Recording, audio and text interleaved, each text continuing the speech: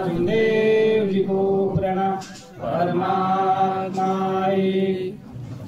परम पूज्य परमात्मा सेवाभावी संस्था गडचिरोलीच्या वतीने एका भगवान बाबा हनुमानजीच्या कृपेने व महान त्यागी बाबा झुमदेवजीच्या आदेशाप्रमाणे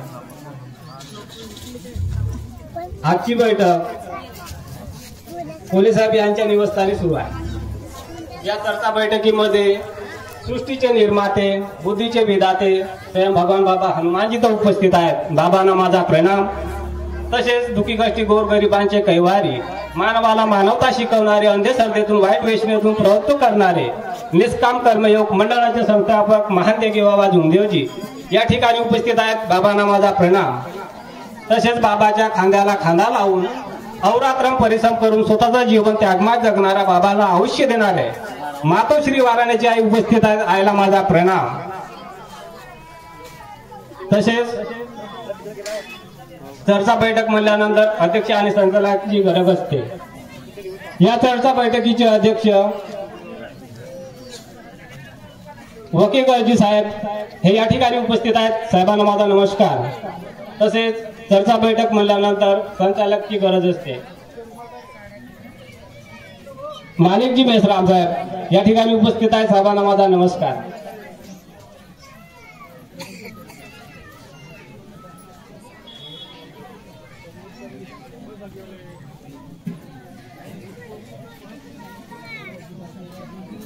ज्येष्ठ सेवक, सर्व सेवक सेविका, बालगोपाल सर्वांना माझा नमस्कार। आतापर्यंत या ठिकाणी सुंदर असे अनुभव आणि अनुभवाच्या माध्यमातून मानवाने जागवण्याचे कार्य, प्रचार आणि प्रसारण या ठिकाणी सुरू आहे।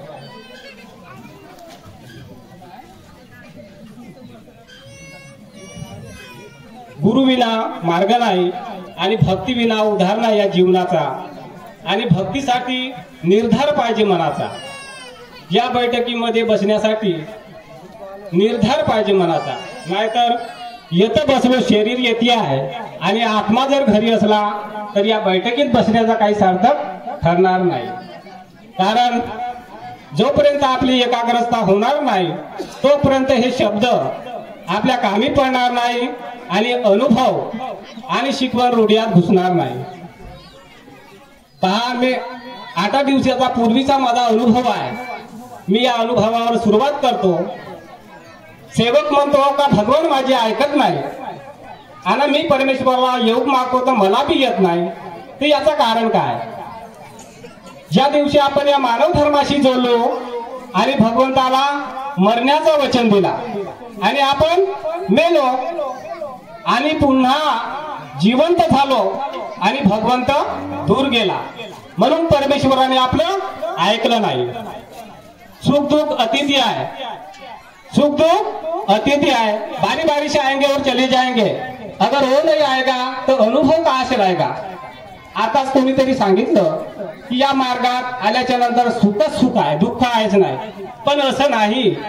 सुख आणि दुःख, अंधार आणि उजेड, आकाश आणि धरती, स्त्री आणि पुरुष ह्या गोष्टी आहेत आणि ह्या दोनच आहेत। बाबांनी जाती भेद केला नाही आणि भेदभावही केला नाही, सरळ आपल्याला सोपा आणि मार्ग सांगितले आहे। बाबांनी या मार्गाची पद्धत कठीण नाही आहे, आम्ही कठीण बनवली। आम्ही स्वतःहून कठीण बनवली, नाही तर अनेकामध्ये असताना आपण एवढ्या कठीण वागलो, अंधश्रद्धेनं वागलो, पण या मानव धर्मात सोप्या पद्धतीने जीवन जगून राहिलो। आणि असाच माझा एक अनुभव आहे।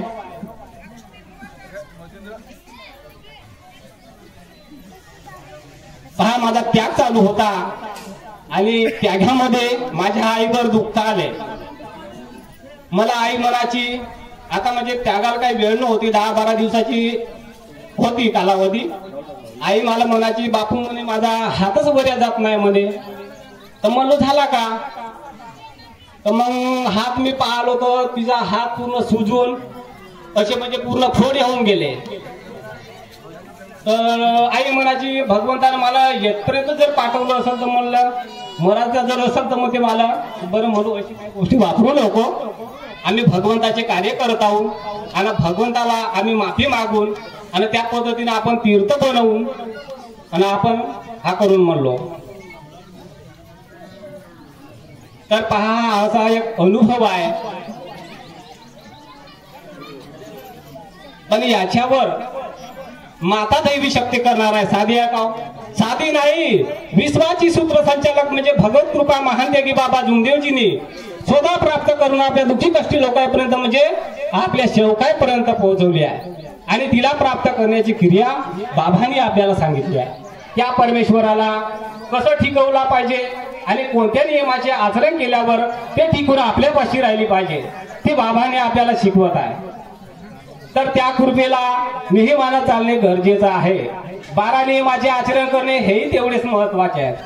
नाही माझे तर दुःख दूर झाले, मला नियमाची गरज नाही, हे बाबांचे शब्द आहेत. याच्यावरती बाबांचे वाक्य आहे. अरे भगवान की गरज नहीं तो नियम को तोड़, हराम को जोड़.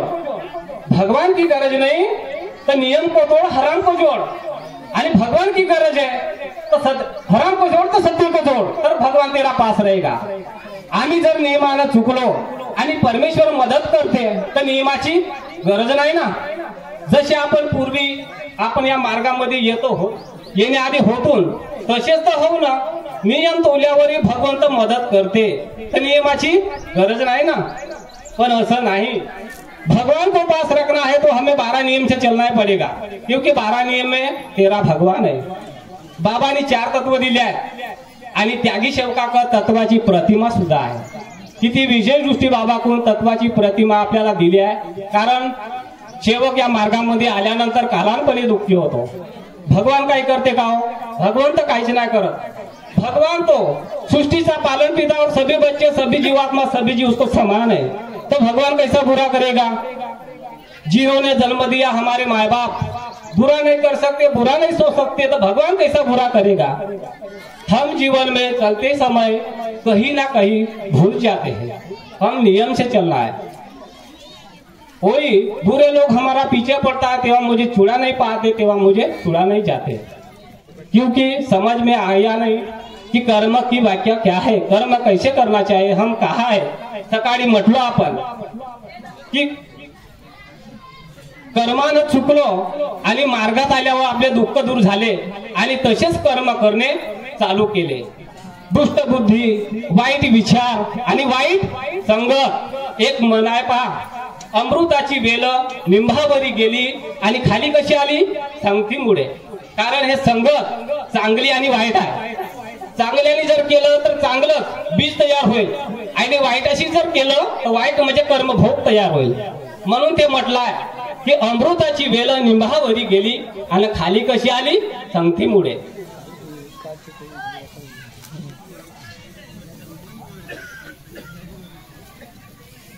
बरं आता असं सुद्धा मी आपले 2 शब्द याच ठिकाणी थांबवतो आणि 4 तत्व 3 शब्द आणि 5 नियमाचा तंतोतंत पालन करीन. मी पण करीन, तुम्ही पण करा. अशा सर्वांना माझा नमस्कार.